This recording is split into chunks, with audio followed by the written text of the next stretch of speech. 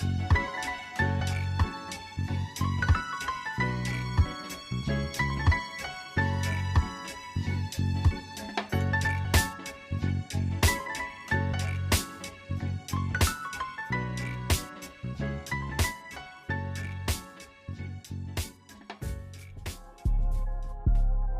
to Royal Rebounds TV with Calvin and Barry. Just two crazy fans of the Sacramento Kings, and they sharing their opinion. So be sure that you subscribe. It's for the fans, by the fans. Whether you chilling on the couch or wilding in the stand. For laid-back conversations about the Kings, subscribe here. Staying down until we come up thinking this gonna be our year. We're here, drinking beer, talking about the Kings. Be sure you subscribe so you can hear that bell ring. Yeah. What's up, Kings fans? Welcome back to Royal Rebounds. Uh-oh. Hold on one second.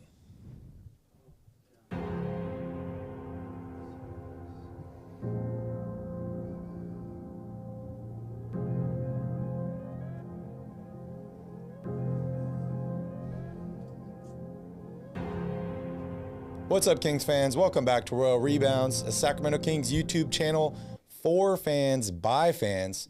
Sorry for the technical difficulties. We are just getting back here into the studio. Yeah, we had to figure out how to use it again. But Kings lose tonight, 127-124 to the Phoenix Suns. Davion Mitchell sets a new career high with 28 points. We see, unfortunately, Domantas Sabonis go down with a left knee injury. I think he needs to sit, Calvin. But hey, if you're watching on YouTube, please make sure to smash that like button down below. And if you would like to join the Royal family with Calvin, Vinny, and I, make sure you hit that subscribe button as well. That's right. I would love to hear what everybody has to say about Davion after today's game. You know, it seems like everything that I read on social media about him is he should start or he should be cut. There's no in between. So I don't know how people are feeling about Davion right now. He had a great game, though. And they almost got this one. Amazing game against the best team record-wise in the league.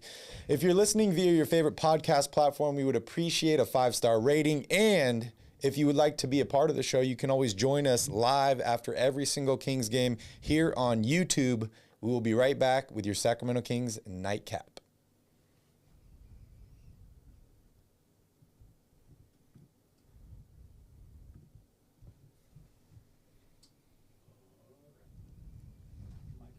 We're here. We're not drinking beers today. Oh, we got to take a little break. We are recovering, but we are here talking about your Sacramento Kings. Darren Fox misses another game due to the hand injury. As I mentioned earlier, Sabonis does injure his knee in this game. It looked serious, but on a positive note, normally when you see these really bad knee injuries, they're non-contact injuries. This one, it looked like he bumped knees with somebody else. So maybe that's a good thing. And then we're going to dive in a little bit deeper into who is the best player on this Kings roster, because I know you guys want to keep talking about it. And Katie Christensen talked about it in overtime, Calvin. Mm-hmm. But first thoughts on the game? Well, first of all, just to clear up a couple things here in the chat, how much money did we lose?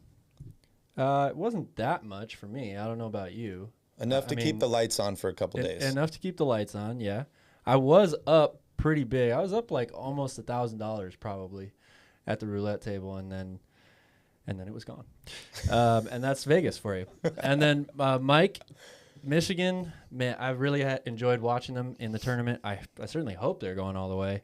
But Villanova is a pretty damn good team, so I don't know. That's going to be a tough matchup.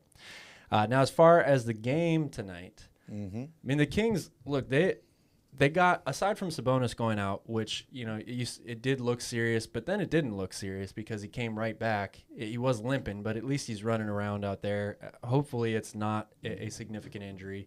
I don't really expect to see him for the rest of the season, whether it is significant or not. Yeah. The big question mark is if he is ready to play. I think the coaches probably have to leave it up to him because he's returning to Indiana. That's a big game for him. But it certainly makes a lot of sense for him and Fox to not play another minute for the rest of the season. If I'm in charge of this team, you're in the front office of this team. If I'm in charge of this team, neither of those guys are playing the rest of the season. We just heard about Richaun Holmes being out for the rest of the season due to personal reasons. We're going to talk about that in the next section. And you just have all these young guys that need playing time. As I mentioned, Davion Mitchell broke or set a new career high with 28 points. I think it was 26 before that. I love to see him getting some run. And there's just so many guys on this team. You know, Damian Jones played amazing tonight that just need to get some time on the court. Justin Holiday had an amazing game in the last game. So, you know, it's time to sit the best players. It's time to set the tank, and it's time to figure out what you can get out of these young players. Yeah, this individual game against the Suns went almost as well as it could have possibly gone for Sacramento, in my opinion, besides Sabonis going out hurt, right? Yep. Like, Davion starts for Darren Fox. He has a career high in points, plays really, really well. The Kings competed defensively. You know, the Suns only had 100 points with like 3.5 minutes left in the fourth quarter of this game. And they're one of the best offensive teams in the league.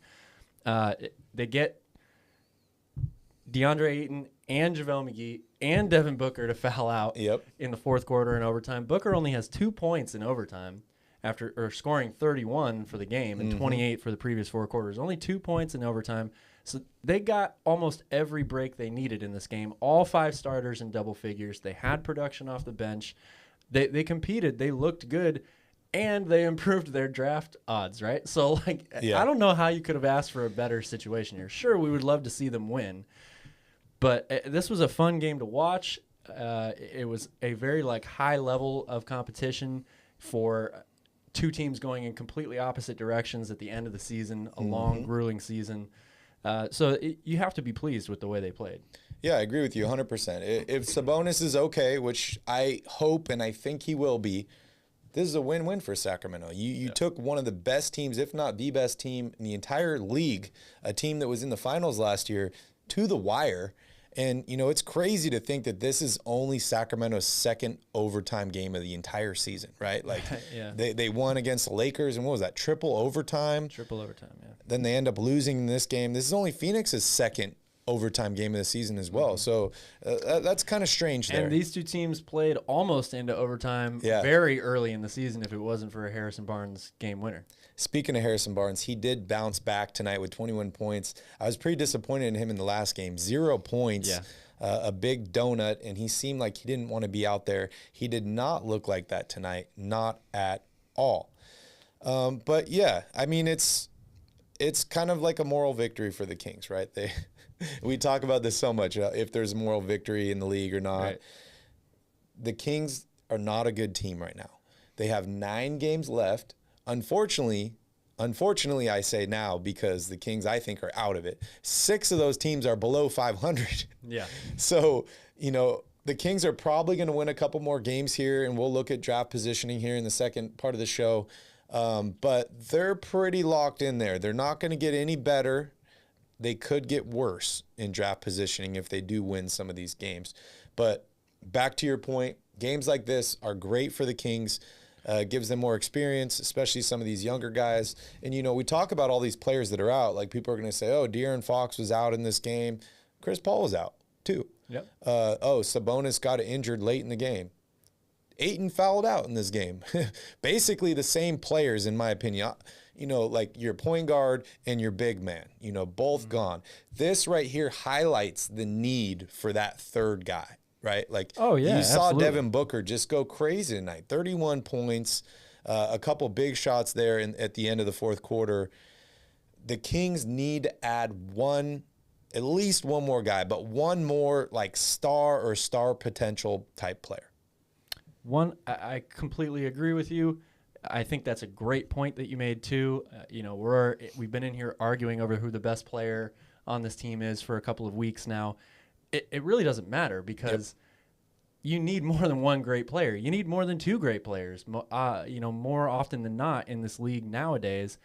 And you saw that with this Phoenix Suns team tonight. Mikal Bridges is a star. Like, he has star potential in this league. I don't know how many people really see him as that. Because he has been lucky enough to kind of come up and develop with this team that was on the rise right when he got drafted. But he was the difference maker for the Suns tonight. Booker, 31 points. You expect that from him. Ayton fouls out. You don't get his production. Chris Paul doesn't play. Mikal Bridges has 27 points. Guards Davion Mitchell in the clutch moments there down the stretch, fourth quarter and overtime. he can do it all.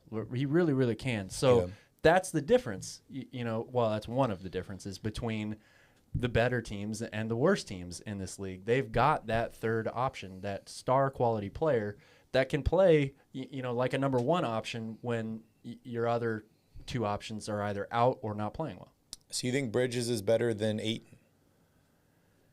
Because I would call him the fourth option. I think Harrison Barnes and Mikal Bridges are kind of right at that same. I think Mikal Bridges has made incredible improvements very recently, like within the last couple of years. He just signed that new 4-year, almost $100 million contract. The Suns might have actually gotten him on a bargain for that. Yeah. Because in my mind, this guy's a max contract player.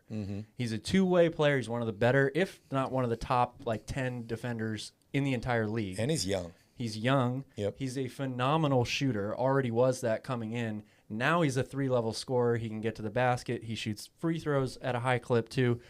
He is that dude for me. So they're lucky, in my opinion, to have him.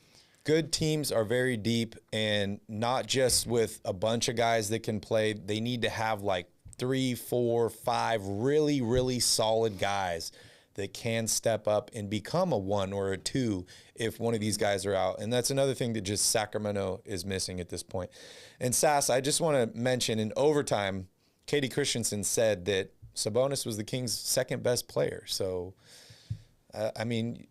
like Calvin said, it doesn't really matter at this point. Man, but people are split. I don't disagree with you that Sabonis is a good player or better than a good player. 30, 20, and 5 is phenomenal. That's one game, though. He's not going to average 30 and 20 for a season. Yeah, that'd be real nice. He does play well against good centers. He's one of the better centers in the NBA.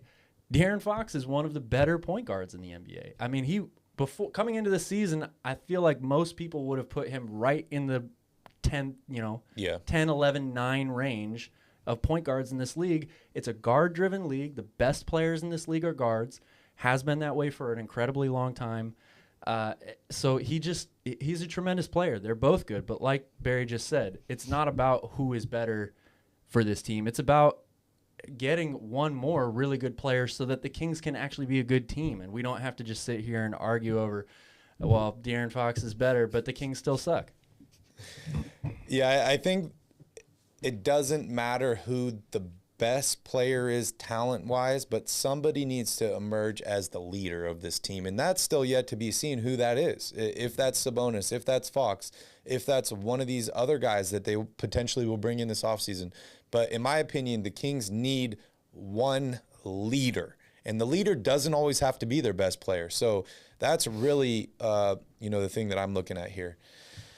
Another depressing we fact. know you're just being sassy. It's fine. No, we appreciate this. That's one of the things, not to get too off topic here, but it's one of the reasons Barry and I started this show. We wanted to have an open forum for everybody to talk about the Kings. Yeah, we want you to all have a voice. And on that topic, what's up, Sass? What's up, Mike? What's up, Ray? Welcome, welcome. I think I saw Makami in here and a couple other people, Gothin. So thank you all for joining us here.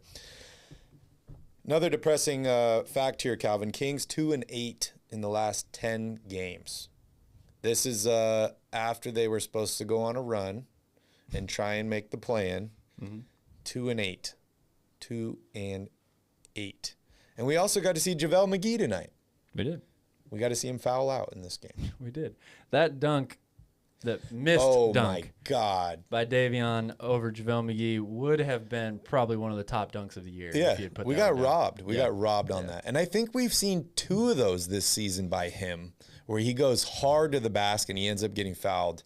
And he's not long enough to extend over those guys. I love it. Like, he's going to hit one of these, and he'll get one. We're going to lose it. He'll get one. We are going to absolutely lose it. All right, Calvin. Well, we got no keys to the game because we didn't really expect the Kings to be in this game. Yeah, and traveling. I didn't even watch the Milwaukee game because I was flying the whole time, and it just. So let's jump here. Had to reset it. Let's jump here into your box score. Oh yeah, that's me, huh? That's Sorry, guys, you. I'm rusty. Okay, looks good, Vinny. Yeah, sure. So, yeah, I mean, it's all about Davion tonight. 28 points, career high, 9 assists. I mean, he basically put up Fox's numbers, since the trade deadline. And the big thing for him tonight, 6 of 6 at the free throw line. Yeah. 5 turnovers, not good. But, 46 minutes, I think, has also got to be a career high for him. So the Kings got to were be really very thrilled aggressive. with how he played. They were very aggressive. Yeah. Like we mentioned all the guys that fouled out, but just looking here, every single starter on this Kings roster had a free throw attempt. Yeah. Everybody that played for the Kings, Had more except than for one. Jeremy Lamb, had a free throw tonight. Yeah.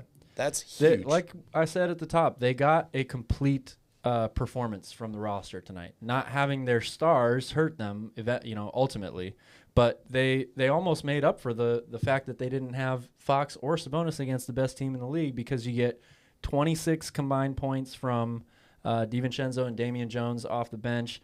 Even Jeremy Lamb and Metu, they were okay, in the short amount of time they played, but the starters were really, really good.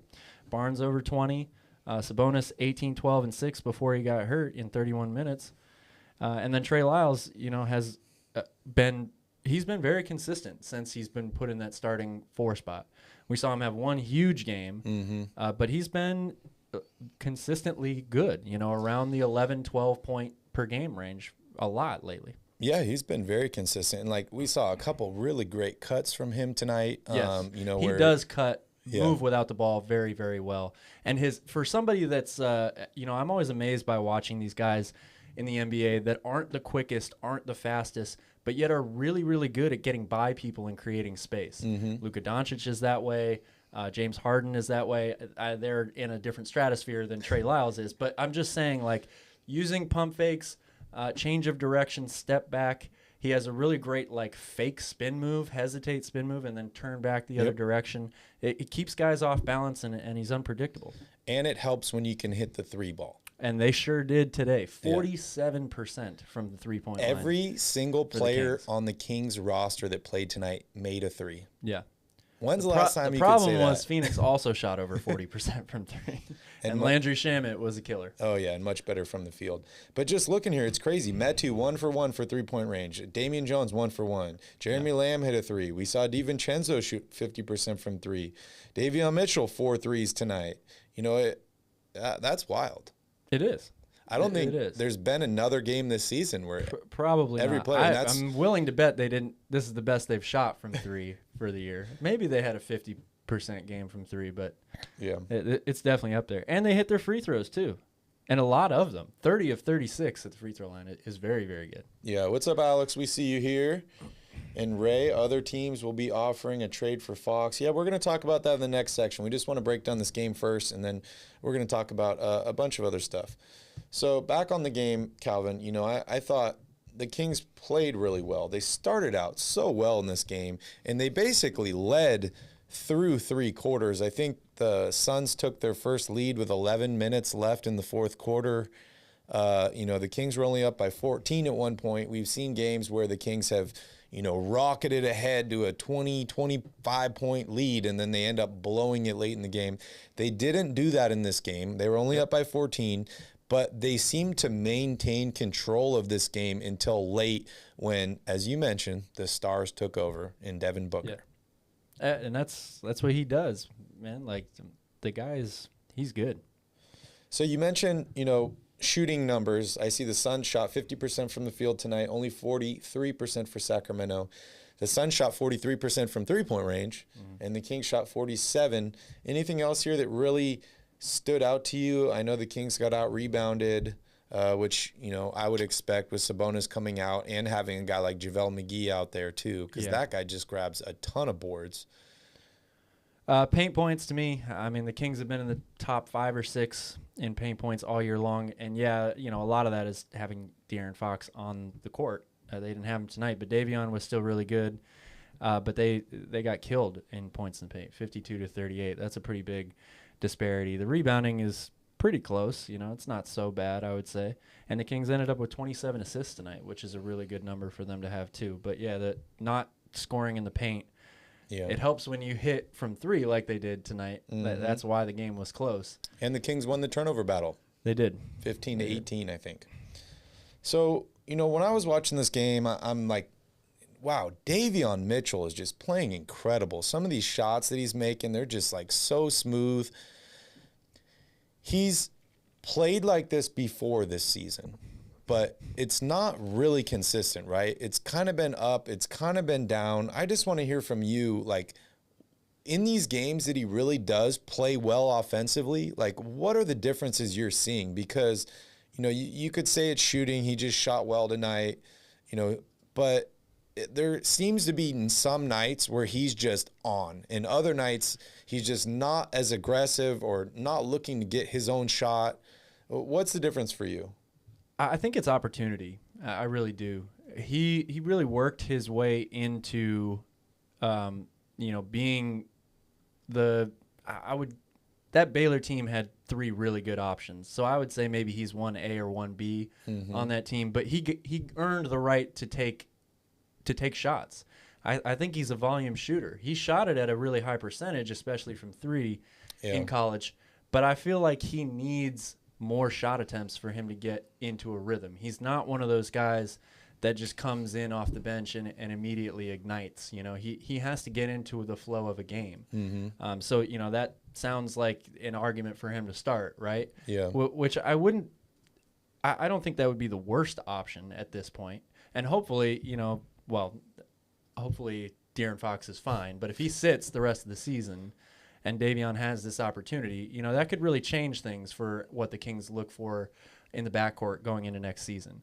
Yeah. But I also think it just takes time, you know, like in sports today and in society, really, it's all about instant gratification, right? That's what everybody wants now.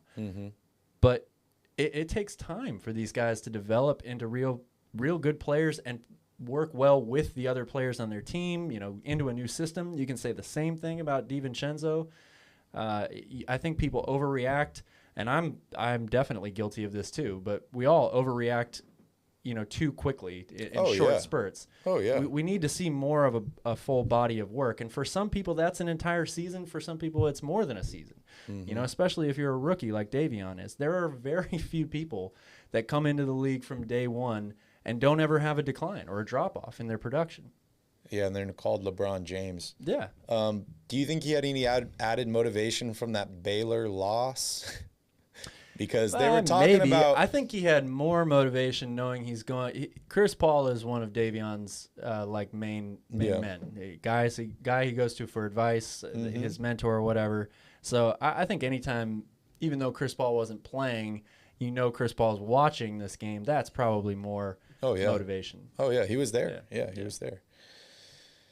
Yeah. And Sass, I love that. I want us to get like Vinny, let's put a hologram up here, something that says that statement. There's only 2 people in this world I trust, God and Harrison Barnes. We'll see if Harrison Barnes is on the Kings next season. And speaking of which, you know, you mentioned Davion could potentially start through the remainder of this season if Fox is out. For me, I see that as a positive for Davion in terms of him getting run in, getting more shots, getting more comfortable. But he could also increase his trade value for this offseason. You know, Monty suggested in his press conference right after the trade deadline that he was going to be aggressive this offseason. He was going to use the pick, and he was going to try and trade to bring in another big player. We saw what happened when Fox was out and Halliburton was played well. Yeah. He ends up getting traded for an all-star in Sabonis. That's true. So, you know, if Davion Mitchell ends up playing really well here, not that I want him to get traded, I just want the Kings team to improve. But, you know, Monty could have another trade chip going into the offseason. He could have Davion Mitchell, Rashawn Holmes, and that first-round pick, you know, depending on where that ends up. But just another thing to think about there. You know, we all, I think not all of us, but a lot of us feel like Davion Mitchell's here to stay on the Kings, and he's either going to be starting shooting guard or he's going to be the backup point guard, kind of the Isaiah Thomas role for the Kings moving forward. But Monty McNair has made it pretty clear that nobody's off the table in trade talks, and he's going to do whatever he can to improve this roster. You started the show out tonight saying people go two ways on Davion Mitchell, right? That's the only thing I see. I don't see anyone saying, "Oh, Davion's like all right. He could develop into it." Well. Yeah, he's progressing well. He could be a good player next year. It's either he's a superstar or he's a scrub. So hopefully he trends towards that superstar status through the rest of the season, and maybe that opens up some more options for Sacramento. I love Davion Mitchell's game. I do think that he's going to be a really productive player in this league for a long time. The only thing I worry about for his situation with the Kings is if they're committed to Darren Fox, it's the same thing that we saw with him and Halliburton. Davion's not a shooting guard. Yeah. He is really, really good with the ball in his hands and creating his own shot. He's never been in many situations where he's had to be a catch-and-shoot guy off the pass. Mm-hmm. So he would have to make some pretty big improvements in that area for him to be able to start long-term or full-time next to Fox. And, the old adage, size matters. Size does matter. We saw Davion Mitchell guard Devin Booker at the end of the game perfectly. Yeah. And Devin Booker just shoots right over him and makes it. Exactly, yeah. So, that's not a knock on Davion at all because, if you ever listen to us in the past, we talk about how, size is so important in basketball. But if you don't have the size, you have to make up for it in other things like skill, determination, effort, energy, stuff like that. So Davion's got plenty of all those other things. And then again, you saw it from the other side of the coin where the Suns have the luxury of being able to switch size onto your best player. Mikal Bridges, that dude's got the wingspan of like a pterodactyl. And he's out there guarding Davion Mitchell, Oh, man. Yeah, that's why I think that, Ben Simmons, and I know I'm saying the bad word again, but why that guy can be... I was wondering if we were going to talk about him where after he the can be an epidural. absolute nightmare defensively, right? Like guarding point guards because he's just so big. He's huge.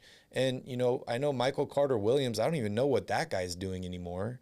But I was a huge Michael Carter-Williams fan when he got drafted by the Sixers. I love the size, the length at the point guard position. Another reason I like Tyrese Halliburton is because he's very, very big and lengthy at that position, and it does help you as you progress in your game and you just have those natural attributes that can't be learned. But I think Davion Mitchell has a bright future. I agree with you. I was just talking on the fact that if he does play really well, maybe it opens up more options for Sacramento. It's true. Moving on it's very true. into the offseason. It's a puzzle. It's a difficult puzzle to put All together. right. So we talked about Harrison Barnes bouncing back in this game. An awesome game by Trey Lyles. Justin Holiday is playing much better. Davion Mitchell. We saw DiVincenzo play a little bit better tonight. Yeah. 13 Damian points Jones for him. was great. Yeah. Tonight as well. Really, really good. The Kings better hang on to him. Yeah, I like him a lot. And he's an unrestricted free agent, so they need to make a move if they do want to keep him. But yeah, 13 points, 7 rebounds, an assist, 2 steals, a block. He did everything tonight in very limited action in 22 minutes. Yeah. And it's just the confidence on the court. He seems to always be in the right spot.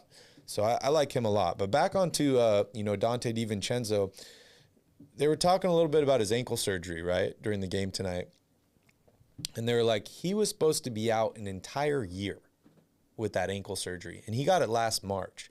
So he wasn't even supposed to return to basketball until this month, which is pretty incredible because he's played this season quite a few games. A lot of people would say he hasn't played that well this season, but he's played 32 games this season, averaging, about 22 minutes a game.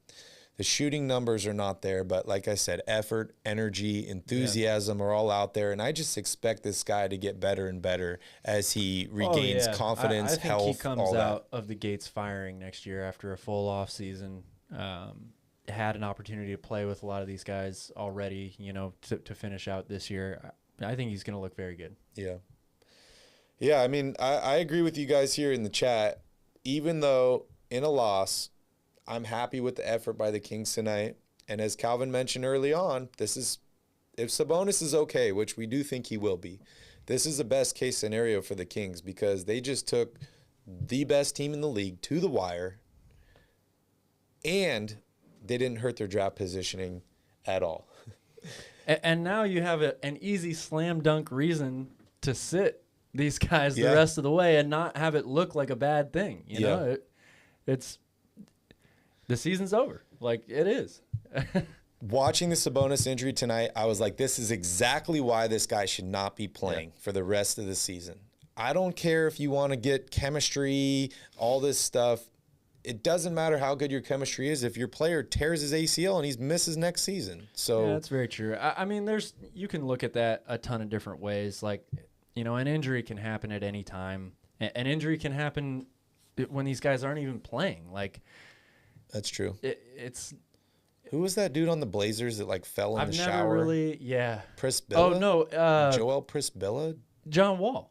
Oh yeah, John Wall too. Recovering from an Achilles or an ACL, I forget which one, falls down the stairs of his house. Tears his Achilles. Yeah, and does the other one. That's incredibly unfortunate. Anthony, but yeah, why are you angry? Tough. Why are you angry? You know, you expected the Kings to win this game? I mean... Well, you know, I think Kings fans have a right to be angry. Like, it's been a long time since they were good, and you're just tired, angry, frustrated, sad. You know, all of the above. Like, you're just tired of losing. You could be angry a month ago. At this point, I feel like all the anger is gone. It's sadness at this point, right? The anger is gone. Like you already see, you see the writing on the wall. That could be some effects from Vegas lingering for you, Calvin. Dennis. Do we have to get you one of those like shower caddy things? He needs those mats that stick to the bottom in the hotels. Be careful, man. Don't drop the soap. Wonder, did Milwaukee bring back DiVincenzo early just to trade him? I mean, it's possible. I don't think that that was really Milwaukee's like ultimate decision. They're not going to put him out there if he doesn't want to play. And I think players do want to play, especially a guy like DiVincenzo who's just got so much energy. It probably kills him sitting on the bench or sitting on the sidelines. Yeah. So, and you also got to think from Milwaukee's perspective, when you're that good and you have that much money committed to multiple players, you have to make tough decisions for the rest of your roster just to balance out the salary cap at the end of the day. Yeah, and you just won a championship. You're trying to compete for another championship. You don't have time for guys to heal from an ankle injury and get their rhythm back. You're in win now mode. Like, hey, we need to move this guy and get something that's going to contribute right now. Yeah. Because the playoffs start for them in just a couple weeks. And the Kings don't have that luxury, or they do have that luxury, depending on how you want to look at it. Because they're going to have no seventh period for Sacramento. Yeah, a lot of recess, though. All right, Calvin, I'm done talking about this game. Anything else you want to mention before we move on here? Well, Priest has a question here. He wants to know, I guess we can go into the next segment with this one. Will the Kings trade their pick and for who? Oh, yeah, we'll talk about that here. All right, guys, we're going to take a quick break here, and when we return, we're going to dive a little bit deeper into your Sacramento Kings with Around the Crown.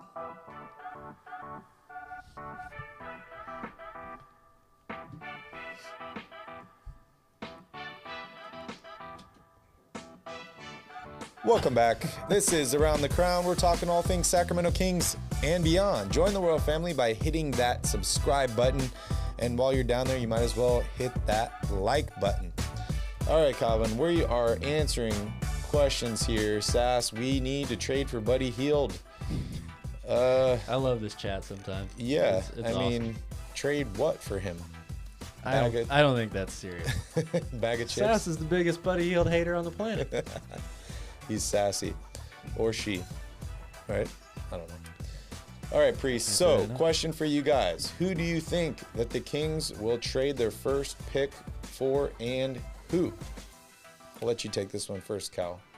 Yeah, I still have the same answer to this question. I expect them to try to move the pick. Whether it happens or not, that still remains to be seen. But I expect them to try to move the pick pretty much no matter where they end up. I mean, even if they get the number 1 overall pick, I still expect them to try to move it.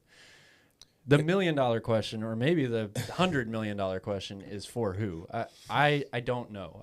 I expect it to be, and I expect it to be an all-star level player that plays either shooting guard or power forward. I hope it's $100 million question, because that means we're getting a max player, which is better than Buddy Hield, as Sass would love to have back. Yeah, I agree with Calvin. I think the pick will be traded. As I mentioned in the previous section, it depends on how well Davion Mitchell plays for the rest of the season. Depends on how much interest teams have in Rashawn Holmes coming the offseason, or potentially Harrison Barnes. I think that all three of those guys are probably going to be wrapped up in the pick, maybe one or two, maybe even all three of those guys, to trade up and get another player. But as Calvin mentioned, that is a huge question, and we have no idea at this point. I could give you a laundry list of guys that I would love to have on this team, like Bradley Beal. I would love to take a stab at DeAndre Ayton. Right. That's the easy part, though, right? Like, it's for us who watch this team all the time, we know what areas they need to improve on. We know what players we would like to have. So, we want this guy. We want this guy. But there's so much more that has to happen for those deals to actually get completed. The thing for me, though, is, if the Kings do get a top 3 pick or potentially pick number 1, I could see the Kings holding on to the number 1 pick if a guy like Bradley Beal's not available, right? Like, if you're 3, 4, 5, 6, I see you trying to make a move to trade that to try and get another good player, even if it's not a superstar, maybe a guy with really high upside or somebody who you feel fits very well on this team. But if it's the number 1 pick, I don't see them moving number 1 overall unless you're getting, an absolute stud like Bradley Beal, a Brandon Ingram, Pascal Siakam, a guy like that. Yeah. I agree. I agree with that. I think I agree with what you're trying to say. You're saying they will. Their first option is to trade the pick, even if it's number 1. Yeah. But if they don't get one of those guys in return, they won't do it. If they have the number 1 or number 2 pick. Yeah. If they have lower than that, I expect them 100% to trade the pick. The only thing I'll say about that is I still think guys like John Collins potentially, who are in that kind of in-between phase of, do we call him a star in the league, or is he still a budding star, or whatever the case may be. He's not a certified star like Bradley Beal is. In my opinion, getting John Collins is better than using the number 1 pick on somebody like Chet Holmgren or Jabari Smith. Interesting. John Collins is better right now than either of those guys are. And I think we've heard it from Monty. This is all about the Kings haven't been a winning team for a long time, but this trade deadline and this offseason is about making them a winning team. Is John Collins better than Harrison Barnes and Chet Holmgren? Because that's the thing, is if you keep the number 1 overall pick, you're paying that guy, 12, 14, 15 million, something like that. But if you're trading for a guy like John Collins, who might not quite be at that level, but he's still at that level financially. So you would have to give up a guy like Harrison Barnes and the pick to make it work out. Yeah, that's true. I'm still hoping for a deal that doesn't involve Harrison Barnes. Okay. And that's hard to theorize, like, so many what moving deal would pieces be available to make. My first option is to keep Harrison Barnes. If I have to get rid of him, I think you're right. That's for specifically a guy like John Collins. That would be something I'd have to mull over. Yeah, I think I'd be willing to do that for maybe pick 4 through 6. Yeah, but if it's any higher than that, I'm probably not going to trade that for Collins, unless it's maybe like a 3-team deal and we can just send out some other players, hopefully keep a guy like Harrison Barnes. But I don't even know if that's possible. We talked about the Kings have about $20 million in cap space this offseason. If they're going to want to bring back a guy like Damian Jones, they're going to have to pay him. So there's a lot of different ways that this offseason could go. Yeah. But the draft lottery is going to be a very, very important day for us here in Sacramento. And we're going to do a draft lottery party, so hopefully you guys tune in for that. We will do it live, and we will we will react live to the selections. Yeah. And it's going to be a lot of fun. I really like Jabari and Chet Holmgren. I like Jabari Smith's fit on this team better than Chet. I think Jabari will be better in the NBA quicker than Chet because his body just is anybody who watched that game against Memphis in the tournament, Chet still played well, but dealing with that guy Duran on the low block from Memphis, that's what everyday life is going to be like for him in the NBA.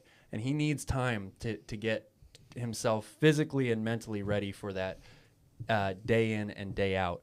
I still like him as a player, but and I do think that they fit the team well. However, taking one of those guys means you're kicking the can down the road another year. Yeah, you're just delaying everything a little bit longer. Yep. So that's a tough thing to grapple with, though, right? Because if either one of these guys ends up being a perennial all-star, you maybe wait a year or two before you get good, but then you're good for a long time. Yeah. It's really going to come down to ownership, management, how patient they're willing to be because... And I actually still really like Banchero on this team right away. Better than either one of these guys from Duke. But any of these guys getting drafted in the first round here is not going to be the same player year one as they could be in year 2, 3, 4. We see it with Anthony Edwards. Like, this dude is a completely different player. Man, the Timberwolves are hot. Unbelievable. They're number one team in the league in scoring all of a sudden. It's crazy. And Karl Anthony Towns is playing out of his mind. Yeah, I wouldn't want to play them in the first round, that's for sure. All right, Calvin, I want to talk a little bit about Deandre Ayton here. You know, we saw him play in the game tonight. He fouled out. I think he only had like 10 points or something. Didn't play incredible. But he's not a restricted free agent this offseason. No, he is a restricted free agent. Yes. But hasn't signed a contract extension with the Suns. So the Suns could match any deal. But we don't know if they're going to have space or if they're willing to. You know, we saw them re-sign Chris Paul to like some massive deal with a bunch of money. What are your thoughts on Ayton? Do you think he could fit on this Kings roster next to a guy like Sabonis? You know, would you be willing to give him a max contract? And is it worth giving up guys like Harrison Barnes and potentially your draft pick to get him? This is a tough one for me because I love DeAndre Ayton. I loved him, as you know, coming out of college. I was all in on him for the first pick, even with Luka and all the other great players that were in that draft class out there. The guy he's a stud. Sometimes he looks like Patrick Ewing out there, and other times I think he plays like Hakeem, actually, more than Patrick Ewing. He's a really good player, and he's going to be a really good player for a long time. I would love to have him on my team. I still am iffy about playing two guys alongside each other that both are interior players, though. And I'm talking about Sabonis and Ayton. I mean, that's a great 1-2 punch in the low post. You know, I think it's already up there with the top duos, you know, post duos in the league if you get those two guys. The rebounding would be incredible. It's going to force the Kings to use Sabonis in a way where he'll still be good, but he won't be 30, 20, and 5 good because he's going to be playing away from the basket. Yeah, I'm just looking here at his stats, you know, for the season. 17 points, 10 rebounds a game. He's shooting almost 65% from the field. And I will say, I don't think the Kings really have much of a chance at Ayton. I mean, even if the Suns somehow let him slip out of their hands, he's going to wind up on a team that can afford to pay him a shit ton of money. I think the Kings can afford, but I don't know if he'd be the Sacramento's first choice. I see him as kind of like a backup plan, if that's even possible. You know, but you mentioned... And if you're DeAndre Ayton, do you want to go from the Suns, who are the best team in the best division in the NBA, to the Kings, who right now are the worst team or the worst team in that division? It's tough. Clearly, every player has their own motivation. But I feel like, you know, you see these guys and they have like a career trajectory, right, that changes based on how old they are and how much money they can get. You know, like maybe at this stage in his career, he's like, okay, I've been to the finals. I haven't won a championship, but now I need to get paid, make sure my family is good, and then I'll figure out the competing. We saw Trevor Ariza won a championship with Kobe Bryant and the Lakers. Ends up leaving to go to, I think he went to like Houston or somebody, got paid a ton of money to play on a horrible team. But financial security was most important for him. And, you know, everybody's different. So yeah, that's true. We will see what happens. Alex likes Kuzma. Yeah, I wouldn't be mad at that. I think Monty likes Kuzma also. There are better players that might be achievable than that, but you could do a lot worse than Kyle Kuzma, I think.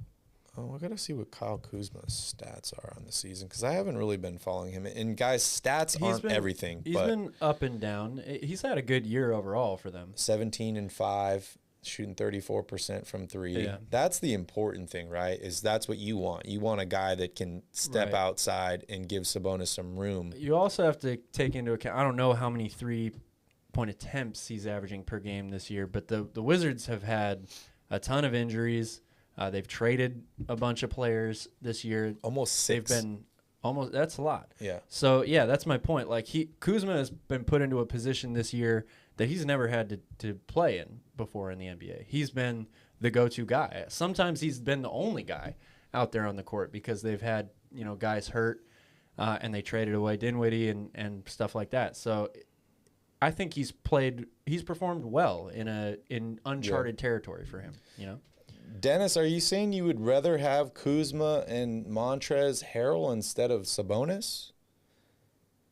Because, I think a lot of us wanted that trade to go through for Buddy Hield, but it's a tough thing to say because if that deal does go through, how good would the Kings have been at the trade deadline? Yeah. I think that the one thing for me about that deal is that deal, I think, would have put Darren Fox in a better mental position earlier on in the season. Yeah. Because that seemed to be the main difference for me in the Sabonis trade is, you get an all-star, a great player in Sabonis, but De'Aaron Fox is the guy that really changed, right? Like, he put it into overdrive. Like, if you look at his stats for January, February, March, like, he's an all-star. Yeah. But he didn't play like that at the beginning of the season, and it's hard when your running mate in Buddy Hield doesn't care. It's true. Yeah, I mean, he did really start to play better before the trade deadline. But obviously, after the trade deadline is when he really took it to another level. No. Was Tyrese for Sabonis a clean swap, though? I mean, you'd have to throw some salary in there, so it'd probably have to be Harrison Barnes. Yeah. Which, I mean, Harrison Barnes and Tyrese Halliburton for Sabonis, I'd probably do that if I was Sacramento. But I really like Tyrese a lot. I'm still bummed on that. Even though we got a good player, and it was a good trade for Sacramento, I'm still bummed because I like Tyrese. But I've been looking at his stats lately. He hasn't been playing. He and Buddy Hield, 20 and 10 Pacers guy. Won by like 30, today, but him and Hield only combined for 19 points today. Yeah, I think he had 10 and 7. And the part Pacers, of that's because they didn't play in the fourth quarter. But. Yeah, and the Pacers are officially out of it. They've been eliminated. So the Kings are still in it, guys. Yeah, I think we could say the Kings won the trade because they're still in the playoff picture. I'm just kidding. I hope you know that. All right. So, Calvin, we heard this week that Richaun Holmes is out for the rest of the season.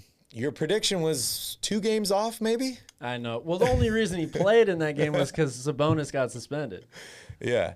Otherwise, my prediction was spot on. But he's out due to personal reasons, whatever that might be.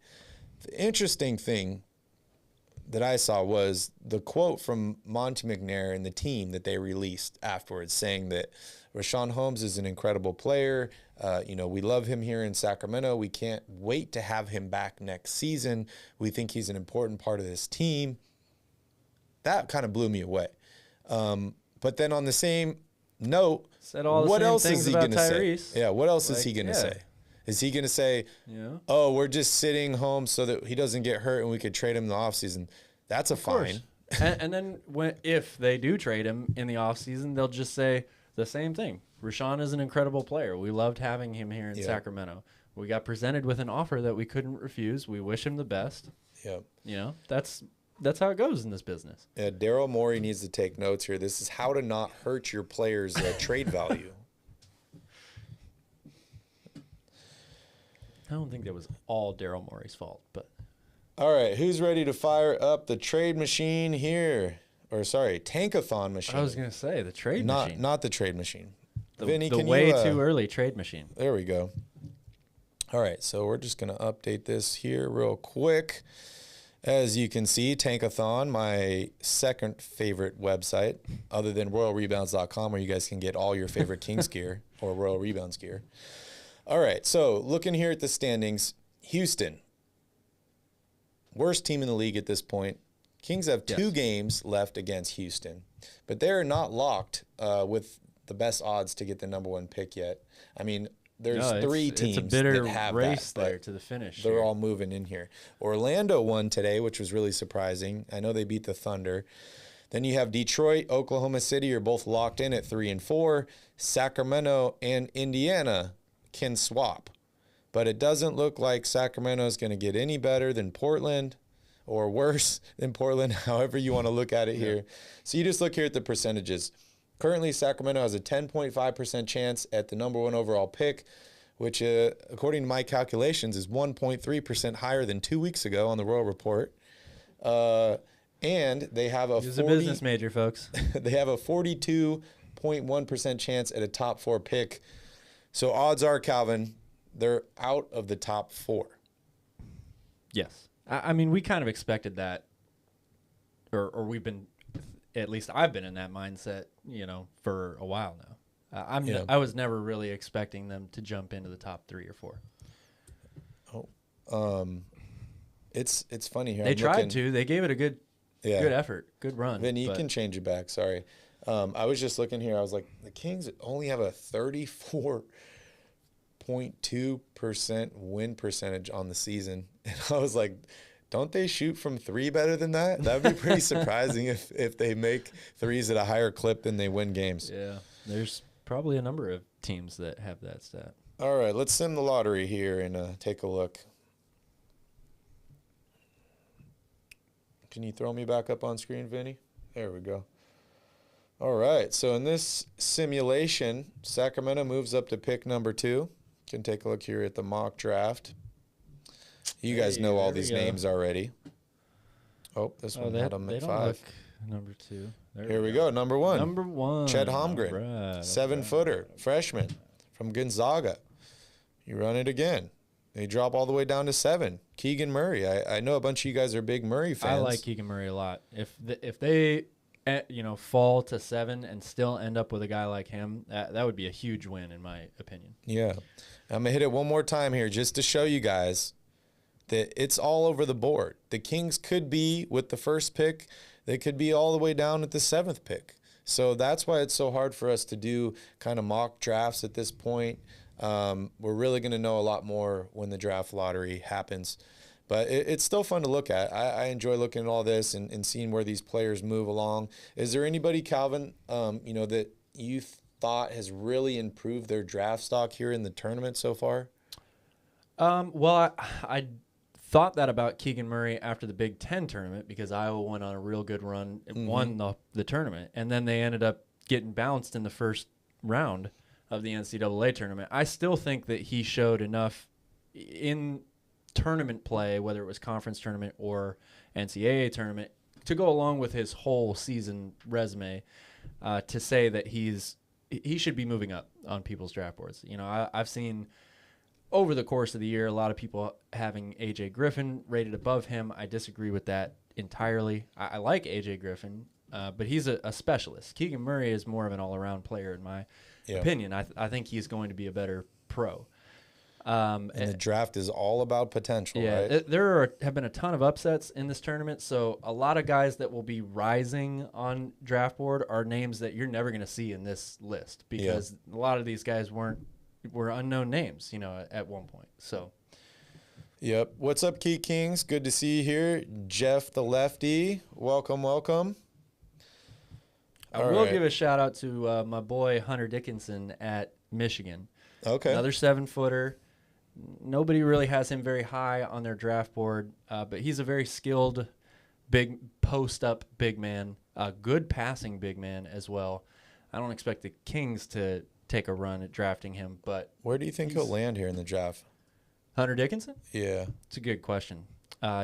If Michigan continues to win and somehow makes a Final Four, and he's putting up big numbers, I think he could easily crack the top 20, top 15.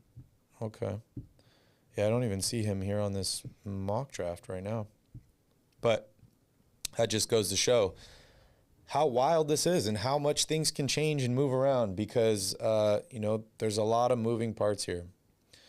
How did Johnny Davis do against Iowa State today? Not very well. He got hurt. Ouch. Sprained his ankle, I believe. Ouch. That's not good. And for everyone that's just joining in, Domantas Sabonis injured his left knee today and is undergoing an MRI tomorrow, so we should have more information. Does anybody know, did Arizona lose? Is Mike still watching? I don't know. They were my pick for the national championship. So. Oh, wow. And the last time I picked them to win it all was Deandre Ayton's freshman year at Arizona. They lost to Buffalo in the first round. So I guess I shouldn't pick them to win anymore. All right, guys, it's break time again. But when we come back, we're going to take a look at the Kings' next week of basketball action with Kings Crusade.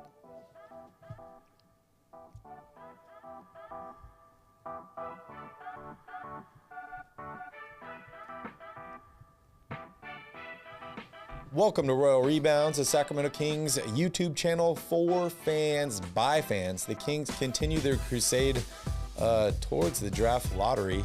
Next up is Tyrese Halliburton, Buddy Hield, and the Indiana Pacers. If you're a Kings fan, make sure you hit that like button down below, and please consider subscribing to the channel. We would greatly appreciate it. So, Calvin, 9 games left in the season here for Sacramento. As I mentioned, 6 of those are against teams that are below 500, including the Pelicans, the Pacers, the Rockets. Next up is the Pacers. We're going to see them on Wednesday. This is the first game of a 5-game road trip, so the Kings will be in Indiana. The Pacers have already been eliminated from playoff contention. Most Kings fans feel that the Kings have already been eliminated from playoff contention. I'm amazed they haven't, actually. But I want to hear your keys to the game. So we'll keep this simple, right? Like, the Kings are out of it. The Pacers are out of it. There's no way that either of these teams can really help themselves with a win. But you play to win the game, right? So I'm going to go into this assuming or guessing, I guess I should say, that Darren Fox and Sabonis will not play in this game. Okay. That's a good assumption. So number one key for me is Davion shutting down Tyrese Halliburton. Davion has a lot of success in college against Tyrese. They played in the Big 12 together, played a bunch of games against each other. Davion guarded him really, really well. And Tyrese was quoted when when Davion got to Sacramento saying, "I'm really glad I don't have to play against this guy anymore." So that could be a big matchup right there for the Kings. Number 2 is going to be rebounding. Sacramento's 24th in the league in rebounds. Indiana is 13th in the league in rebounds. Despite losing Sabonis, they're still an above-average rebounding team. And then number 3 is going to be bench points for me. If De'Aaron and Domantas are going to sit, obviously that means you get some of your bench players into the starting lineup, guys like Davion Mitchell, maybe Damian Jones. So now you need the guys below them to step up. Will we see Keita in this game? Interesting. Stuff like that. Metu might have to play step up and play bigger minutes. Mm-hmm. Yeah, those are all important keys to the game. I'm going to throw a couple more out here too, because a win is not the most important part of this game, right? We all want to see, Tyrese Halliburton lose to the Kings. I think we can all agree to that, and especially Buddy Hield if you're Sass. Yeah. But for me, number 1, don't worry about the score in this game. Play freely, communicate with your teammates. Let's not get any injuries here. Let's try and develop some chemistry, and let's communicate and get some of these young guys minutes. Like, that's just straight up what needs to happen in this game. I don't expect Fox or Sabonis to play in this game, and I hope neither of them play in this game because I don't want to risk any injuries. As I mentioned, there's only 9 games left to finish the season here. The Kings would need to go on basically a 7 or 8 game winning streak, and the Lakers would need to lose 7 or 8 games for the Kings to make the plan. So it's very unlikely, but it's not impossible. As long as LeBron doesn't score 50 points a game for those 7 games, maybe the Lakers will lose them all. It's not impossible, but it's not very likely. You know, as I mentioned, you have 5 of the next games are on the road, and then you finish up, you know, against the Clippers and Phoenix to end the season. Plus, you have a game against New Orleans, who just beat the Kings not too long ago, and Golden State, who is without Steph Curry. So, you know, there is some potential here, but it's not something that I'd bet on if I was playing roulette. So, no, definitely. Or I probably would even bet if on I that had better odds than roulette, I still wouldn't bet on. Also, I do want to just get this in real quickly. We got to give a shout out to LeBron James passing Karl Malone earlier this week. Number 2 all-time in scoring. Next year, we will be doing the same thing when he becomes the all-time leading scorer in the NBA. Oh, you're calling it next year, huh? Oh, yeah. He only needs, I forget exactly what the number is, but it's like a little over 1,000 points to pass him. And he's averaged that at least that many points almost every year he's played in the NBA. He needs 25 points a game for 40 games. So as long as he plays half That's the season, 25, 7, and 7, guaranteed. I also want to give a shout out to 2 people here, Skip and Fred. I'm bummed I missed you guys in Sacramento. Unfortunately, you know, we got stuck in Vegas a little longer than planned, and then we had some flight delays yesterday, so I wasn't able to make the Celtics game or the Arco farewell, which I was pretty bummed about. I had a lot of friends sending me pictures of some cool stuff they won there. They were giving away a ton of, memorabilia. Matt Hadley sent me some pictures too. Yeah, it was shout out to Royal Princess Brenda, our friend on Instagram. I was watching her story from the farewell, and it looked really cool. Yeah. They had some really neat stuff in there. Yeah. So anyways, thank you guys so much for watching. We will see you all on Wednesday after the Pacers game. You guys have a wonderful evening. Make sure to smash up that like button, hit that subscribe button. We'll see you guys in the next one. Go Kings.